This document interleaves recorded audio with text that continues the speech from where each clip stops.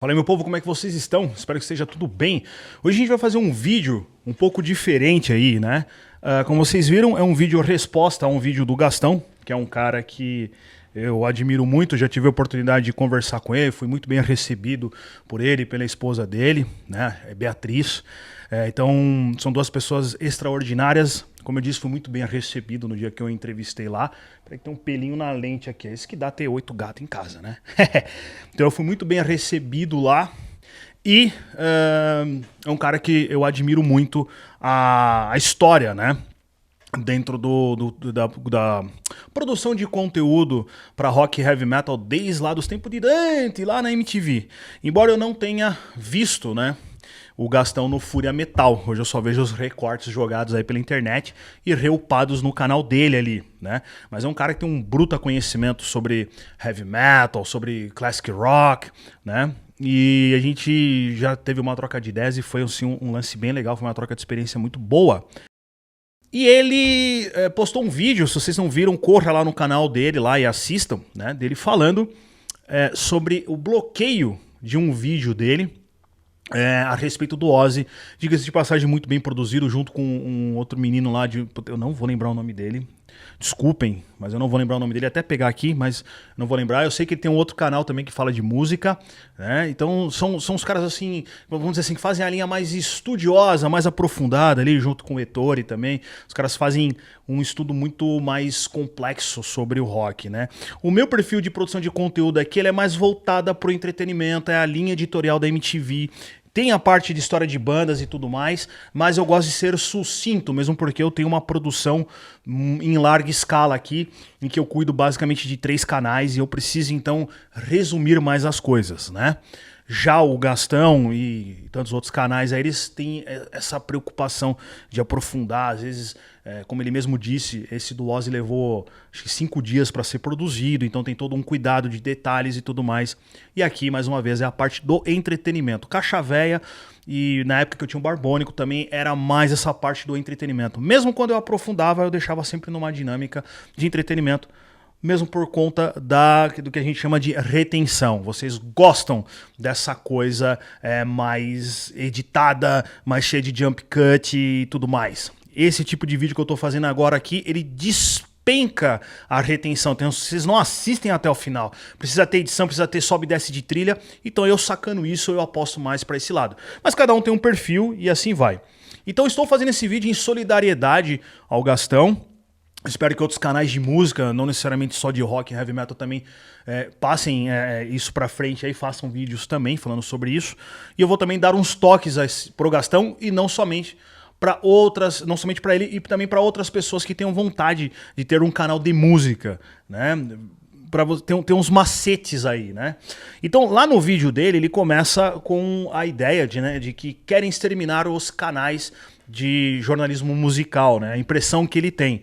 E assim, cara, gravadoras, que é uma coisa também que ele critica ali de uma forma mais, vamos dizer assim, mais calma, né? Porque o Gastão é um cara sereno, eu já sou um cara mais de xingar e mandar tomar no cu.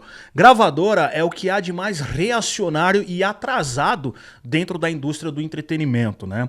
Eu sempre indico, assistam essa porra se vocês têm o Netflix, que é o documentário Som na Faixa, que é a história do Spotify. E lá vocês vão entender o ódio que as gravadoras têm em relação à internet, né? O Spotify, em questão de pulverização de conteúdo, de pulverização de música, é excelente. Mas ele criou também um outro câncer chamado distribuidora digital. Bostas como OneRPM e aquele lixo de CD Baby. Cara, eu gostaria muito que essas merdas fossem à falência, que eles fechassem as portas e que os donos fossem tomar nos seus respectivos cus, porque eles também atrapalham muito. Se não bastasse a gente ter essa dificuldade de usar trechos de músicas de banda mainstream, de grandes gravadoras, de cânceres aí como... Cânceres, né? Sei lá, cânceres, não sei o plural de câncer, mas de porcarias como Sony Music, Warner Music, aí vem essa bosta de distribuidora digital, que foi uma coisa implementada pelo Spotify, de que todas as bandas têm obrigatoriamente que assinar com esses canalhas, com esse lixo, para poder colocar suas músicas no Spotify. Infelizmente é assim. Então, até as bandas underground e independentes, elas acabam sendo pegas por esse sistema de copyright. Então, você não consegue hoje em dia nem trabalhar com banda underground, tá? Quem tem banda aqui e tem som no Spotify sabe do que eu tô falando, se pronuncia aqui. E diga-se de passagem, o que é repassado para vocês é uma miséria. A gente tem que entender o contexto de mercado. Eu sempre vou citar isso como exemplo. No começo do YouTube, quando os canais de game tinham que transmitir gameplays ou contar história de jogos e tudo mais, você tinha que ter uma network, que seria correspondente a essa porcaria de distribuidora digital hoje. Que é uma empresa que detém os direitos autorais de imagem desses jogos, né? E que você se tornando afiliado deles, você consegue usar sem ser aplicado o copyright. Era assim que funcionava antes. Então tinha Broadband TV, BBW, sei lá, era Broadband TV. E tinha também uma Paramaker, que foi até fundada pelo Felipe Neto. Ixi, tinha várias tretas desse negócio da Paramaker aí, cara. Tem gente que até hoje nunca recebeu dinheiro aí, no meio desse entreveiro. Mas aí tinha um monte de coisas ali, e eles também ficavam responsáveis por transferir o AdSense para vocês. E além do desconto do YouTube, ainda tinha o desconto da network. Então, com o tempo, a indústria dos games parou com esse negócio, entendeu que era melhor deixar os games na mão da molecada e deixa os caras jogar, deixa os caras fazer gameplay, passaram a fazer parcerias, né? Começaram a injetar o dinheiro em vez da bosta do horário nobre da Globo, da Globosta, eles começaram a fazer o quê? Vamos direto na fonte, os caras estão aqui com conteúdo de nicho. E aí eles começaram a investir diretamente nesses criadores de conteúdo. E esse comportamento de mercado, ele começou junto com os canais de game e também com os canais de culinária, que foram, na época do do it yourself, ou seja, aquelas coisas de receitinha, esses caras ajudaram a profissionalizar essa coisa da produção de conteúdo para o YouTube. Então se hoje tem marca, você vê Insider, Manual, um monte de outras marcas aí financiando, patrocinando podcasts e canais de diferentes tipos de conteúdo, agradeço a essa galera, porque eles ajudaram a profissionalizar. Então o mercado de games entendeu isso. Você pega o Zangado, ele pega jogo de primeira mão, os caras mandam primeiro para ele fazer a primeira meia hora lá, aquela coisa toda. Já o mercado da música, Warner Music, Sony Music, MGM Music, esses velhos decrépitos, eles odeiam a internet.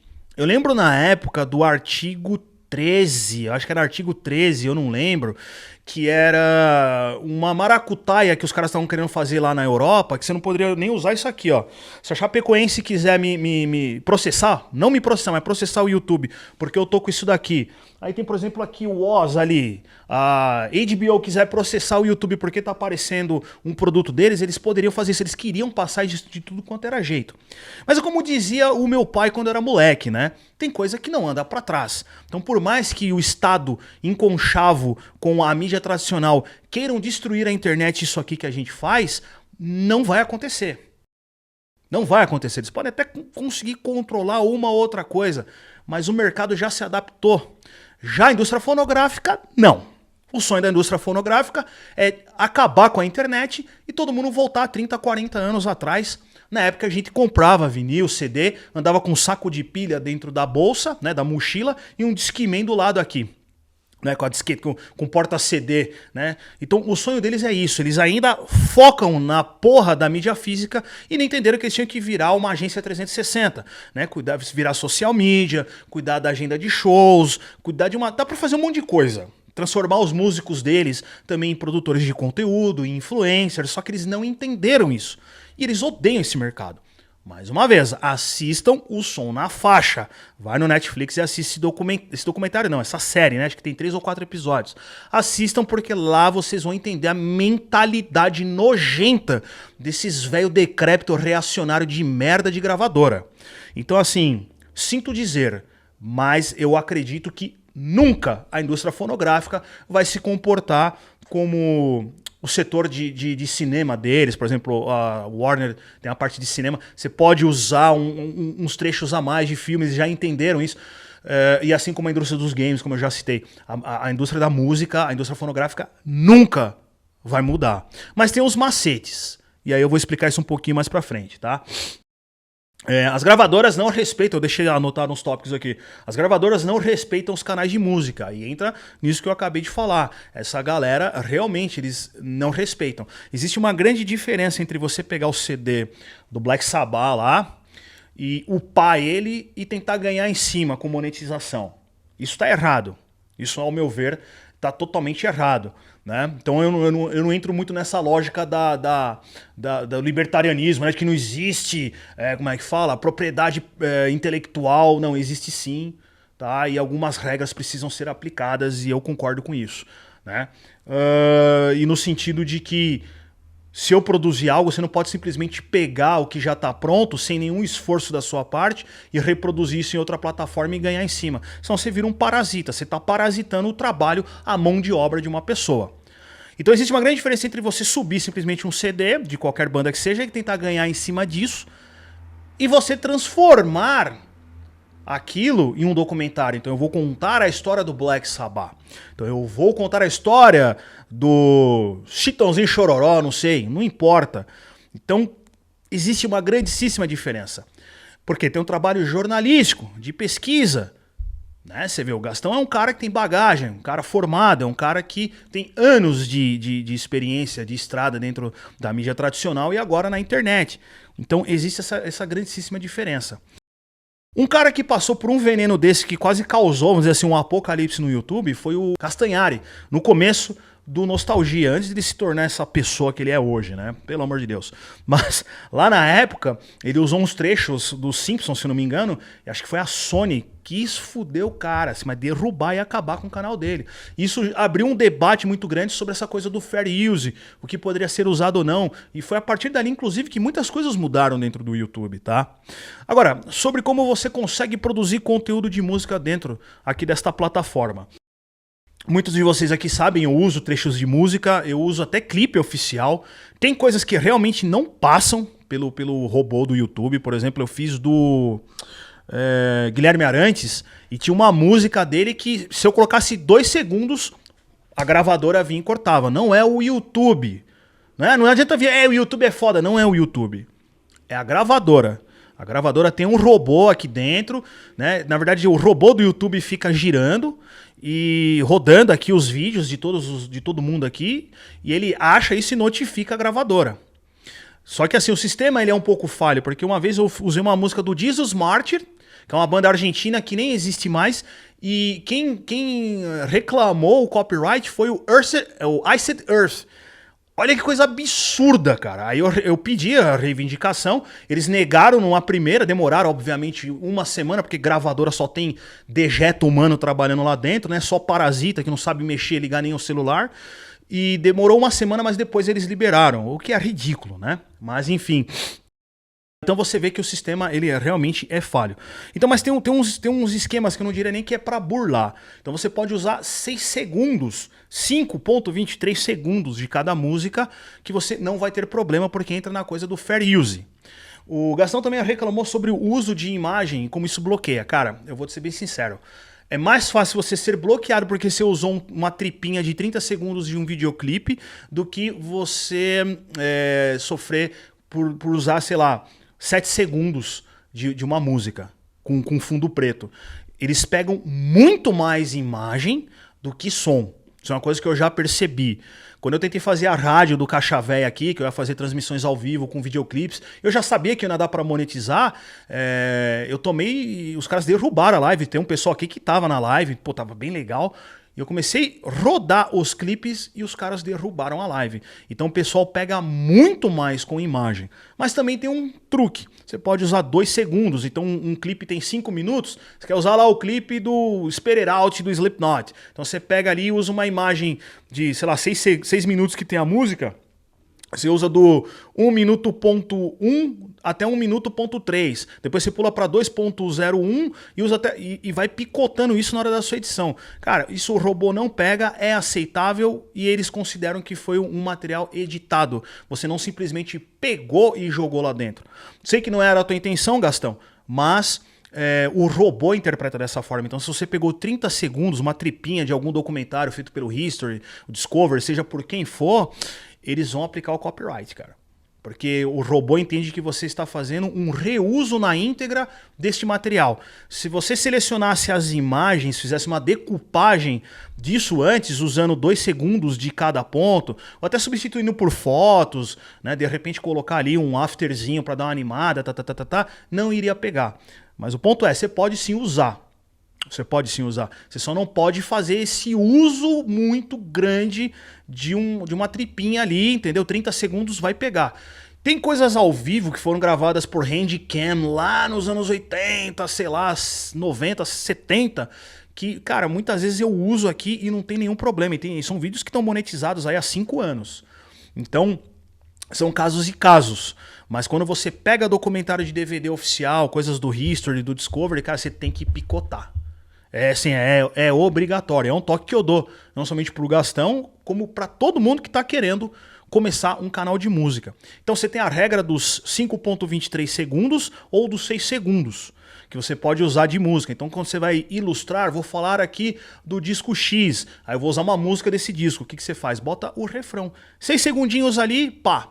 Tem um outro macete também, que você pode pegar, por exemplo, uma música ali, usar 6 segundos da base, aí você avança mais 1 minuto e meio, pega o refrão e junta no mesmo insert. E aí você bota uma transiçãozinha e aquilo ali vai dar a impressão de que você está botando mais tempo de música. Embora esteja cortada, é uma forma que você tem de, aí sim, vamos dizer, burlar o sistema do YouTube e realmente não pega. Né? A não ser que o seu canal esteja extremamente visado por alguém lá dentro do YouTube, porque acaba indo para o manual, acredito eu, que as pessoas começam a chegar algum tipo de notificação para a equipe deles lá de monitoria disso daí. Mas a não ser que seja o caso, e eu não acredito que seja, você consegue sim utilizar esses recursos que eu falei aqui. Tá? Então fica um toque aí para todo mundo, na verdade, tá? Então essa parte do Fair Use já coloquei aqui. Então fica essas dicas aí, tá? É um vídeo, não tô arrumando treta nem nada, tem que deixar muito esclarecido. É mais um toque, eu me sensibilizo porque eu já passei por isso e eu acompanho o trabalho do Gastão. E eu digo, cara, assim, não diria que é o apocalipse, né? Que querem acabar com os canais de jornalismo. Isso acontece com todos os canais, de todos os subgêneros, né? E eu sou a prova viva de que você sim consegue trabalhar com canal de música, pô, pago meu aluguel, pago minhas contas com isso, cara, assim, né? E isso pega todos os canais, não tem como. A coisa do copyright é muito complexo. Para música é pior ainda, né? Porque são um bando de velho decrépito, como eu já disse, que não querem enxergar o futuro e eles odeiam a internet, porque o modelo de negócio deles não acompanhou a evolução tecnológica. Infelizmente é isso, né? Mas com essas dicas aí, cara, testa aí, Gastão, e demais pessoas que tenham canais de música que estejam sofrendo com o mesmo problema, testem aí. Um canal que eu vi muito sofrer com isso é o Decifra Hits. Decifra Hits, cara, tem números extraordinários. Aí quando eu vi o dono do canal se manifestando, desanimado, pô, a gente não consegue monetizar, eu falei, cara, isso é um erro muito primário. Sim, não tô xingando, é só uma crítica construtiva, né? Então é um erro muito primário, não sei se isso vai chegar nele lá, mas Decifra Hits, seu trabalho é muito bacana, você tem números extraordinários, mas é aquilo, cara. Picota as imagens que você for utilizar. Usa somente refrão. Ou pega versões ao vivo. Às vezes versões ao vivo você consegue até usar 15 segundos, porque não pega copyright. Então é coisa de você ir testando. Você subiu, aplicou copyright, você deleta o vídeo, volta para o teu software de edição e encurta a música. Né? É o que eu faço aqui. Várias vezes acontece isso comigo e eu simplesmente deleto o vídeo que já está em privado aqui, que eu upei, e volto para a edição. Bom, é isso aí. Qualquer dúvida, coloquem aqui nos comentários que eu vou respondendo para vocês. E fica essa dica aí. Gastão, força aí, não desanime, porque seu trabalho é muito importante. E é isso aí. Falou para vocês, abraço.